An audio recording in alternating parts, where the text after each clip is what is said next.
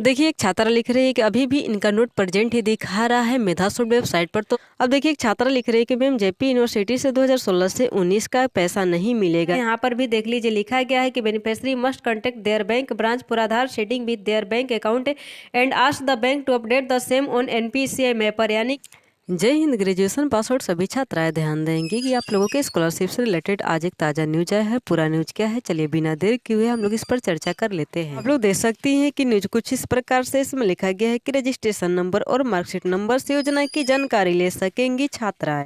आगे देखिए, लिखा गया है कि राज्य सरकार की ओर से मुख्यमंत्री कन्या उत्थान योजना चलाई जा रही है। इस योजना के तहत उच्च शिक्षा प्राप्त कर रही लड़कियों को प्रोत्साहन दिया जाता है। इसके लिए छात्राओं को 50,000 तक की आर्थिक सहायता दी जाती है।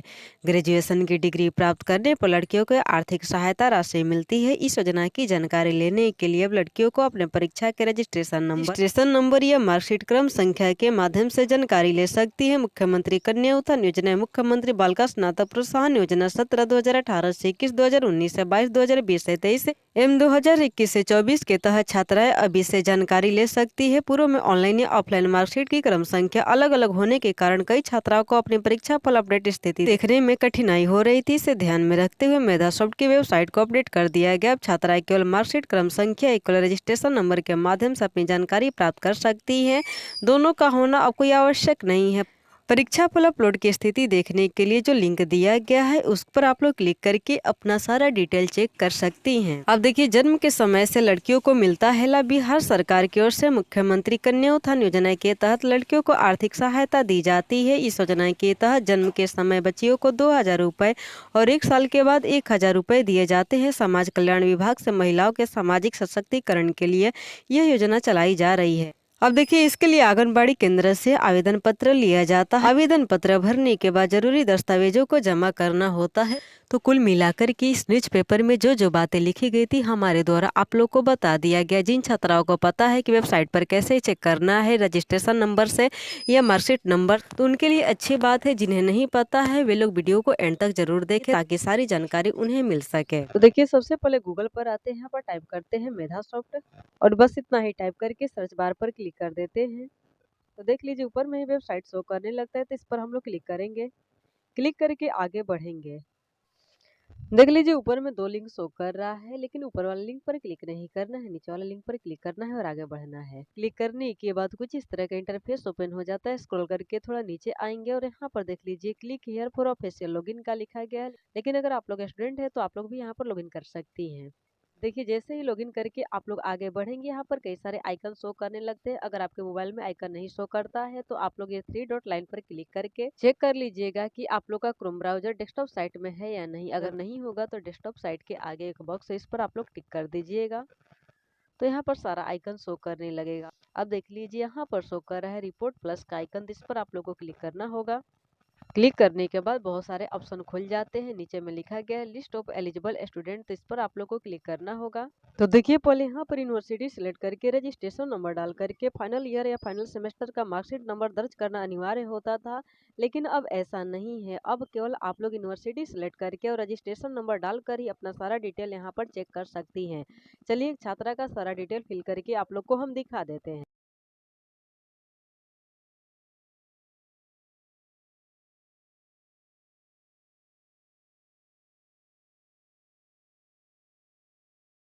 तो देख लीजिए, इनका यूनिवर्सिटी सिलेक्ट कर लिया गया है, रजिस्ट्रेशन नंबर डाल दिया गया है, लेकिन जो लास्ट ऑप्शन है जिसमें दर्ज करना है फाइनल ईयर फाइनल सेमेस्टर का मार्कशीट नंबर, तो उसको हम खाली छोड़ देते हैं और सर्च बार पर क्लिक करते हैं। तो देखते हैं कि इनका स्टेटस में क्या शो करता है।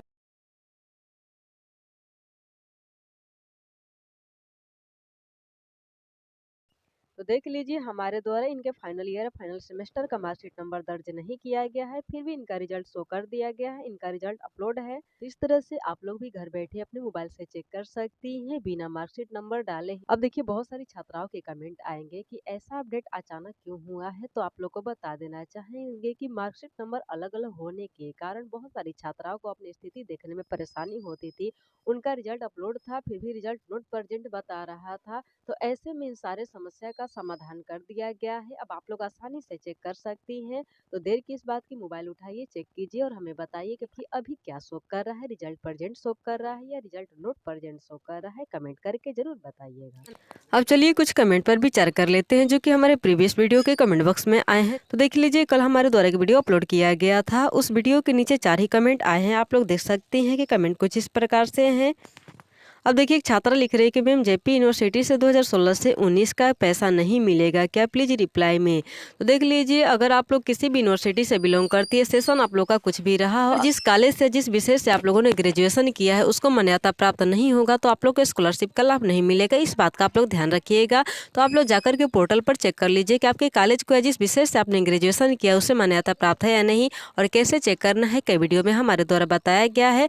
अगर आप लोग उस वीडियो को नहीं देखी होंगी तो कमेंट बॉक्स चेक कीजिए, वीडियो का लिंक आप लोग को कमेंट बॉक्स में मिल जाएगा, वहां से आप लोग जाकर के चेक कर सकती हैं। देखिए, एक छात्रा लिख रही है कि अभी भी इनका नोट प्रेजेंट ही दिखा रहा है मेधासूट वेबसाइट पर। तो आपको हम बता देना चाहते हैं कि अगर आपने कॉलेज या यूनिवर्सिटी में ऑलरेडी डॉक्यूमेंट सबमिट कर दिया है तो आप थोड़ा वेट कीजिए, कुछ समय बाद आप सभी का डेटा शो करने लगेगा। अगर आपने डॉक्यूमेंट सबमिट नहीं किया तो वेबसाइट पर एक बार यूनिवर्सिटी का कॉन्टेक्ट नंबर लेकर के संपर्क कीजिए कि क्या अब कुछ हो सकता है या नहीं, क्योंकि देखिए अपलोड करने की तिथि जो थी वो समाप्त हो चुकी है। अब पोर्टल उन छात्राओं के लिए खुलेगा जिनका डेटा पोर्टल पर अपलोड है और उन्हें ऑनलाइन रजिस्ट्रेशन करना है। तो आप जिस भी यूनिवर्सिटी से बिलोंग करती हैं, एक बार उस यूनिवर्सिटी से संपर्क कीजिए, अगर कुछ हो सकता है तो जरूर करवा लीजिए।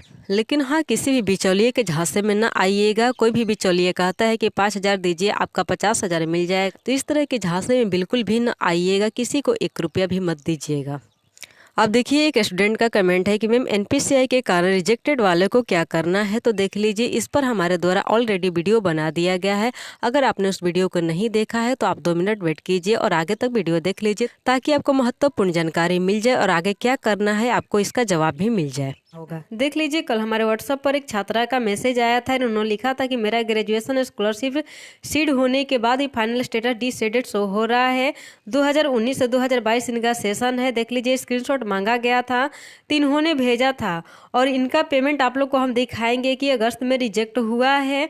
5 अगस्त को इनका पेमेंट रिजेक्ट हुआ है, तब जाकर कि इन्होंने 8 अगस्त को अपना आधार अपने बैंक अकाउंट के साथ सीड कराया है। लेकिन अभी भी इनके फाइनल स्टेटस में आप लोग देख सकते हैं कि पेमेंट रिजेक्टेड ही शो कर रहा है। यहाँ पर रीजन में लिखा गया है कि 95 Aadhaar number deseeded from NPCI mapper by bank customer to contact his her bank है। यानी कि देखिए, इसमें स्पष्ट तौर पर कहा गया है कि आपका आधार आपके किसी बैंक अकाउंट के साथ सीड नहीं पाया गया था, जिसके कारण आपके स्कॉलरशिप को रिजेक्ट किया गया है। और यहाँ पर स्पष्ट तौर पर कहा जा रहा है कि आपको अपने बैंक में कॉन्टेक्ट करने की आवश्यकता है। देखिए, इनका 5 अगस्त को पेमेंट रिजेक्ट हुआ है और इन्होंने 8 अगस्त को अपना आधार अपने बैंक अकाउंट के साथ सीड करा लिया है, लेकिन अभी तक इनके स्टेटस को अपडेट नहीं किया गया है, जिससे छात्रा काफी परेशान है। और देख लीजिए, नियम भी यही है कि payment of DB two beneficiary Aadhaar based है। जब पेमेंट फेल्ड हो जाता है आधार डिसीडेड के वजह से, तो आप लोग को क्या करना होता है। यहाँ पर भी देख लीजिए, लिखा गया है कि beneficiary must contact their bank branch for Aadhaar seeding with their bank account and ask the bank to update the same on NPCI mapper. यानी कि जब आप लोग का पेमेंट रिजेक्ट हो जाता है तो आप लोग को अपने बैंक में जाना होता है अपना आधार कार्ड लेकर के, और कहना होता है कि आप लोग हमारा आधार हमारे बैंक अकाउंट के साथ सीड कर दीजिए। लेकिन उस छात्रा का ही कहना है कि हमने तो सीड करा लिया है, लेकिन अगस्त से अभी तक फॉर्म को अपडेट नहीं किया गया है, तो आखिर आगे मुझे क्या करना होगा। तो देख लीजिए, मेधासूट वेबसाइट पर यह नोटिस जारी किया गया है कि बैंक खाता को आधार से सीड कराने के बाद न्यूनतम 15 दिन तक इंतजार करें, आपका अकाउंट स्टेटस जल्द अपडेट किया जाएगा। लेकिन इनको सीड करा 3-4 मंथ गुजर गए हैं, लेकिन अभी तक इनके फॉर्म को अपडेट नहीं किया गया है।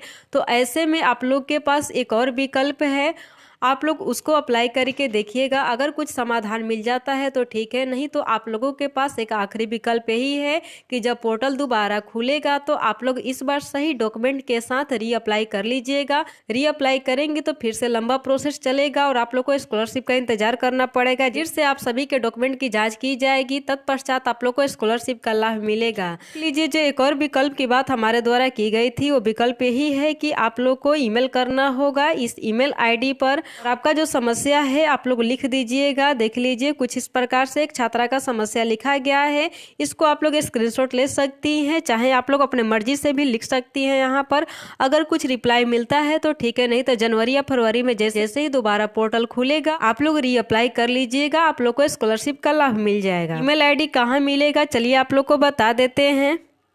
देख लीजिए मेधासूट वेबसाइट पर जब आप लोग आएंगी तो यहाँ पर 3 नंबर प्रोवाइड किया गया है, लेकिन तीनों नंबर को ट्राई करने पर लगता नहीं है, लगता भी है तो कोई रिप्लाई उधर से नहीं मिलता है। लेकिन हाँ, ईमेल का कभी कभार रिप्लाई मिल जाता है, तो आप लोग ईमेल कर दीजिएगा। देख लीजिए यहाँ पर ईमेल आईडी प्रोवाइड कराया गया है। इस ईमेल आईडी पर आप लोग अपनी कंप्लेन लिख सकती हैं, जिस तरह से यहाँ पर लिखा गया है कि my scholarship payment has been rejected because my bank account is not seeded to Aadhaar but I have seeded my bank account to Aadhaar but my state is still not updated, what should I do next है।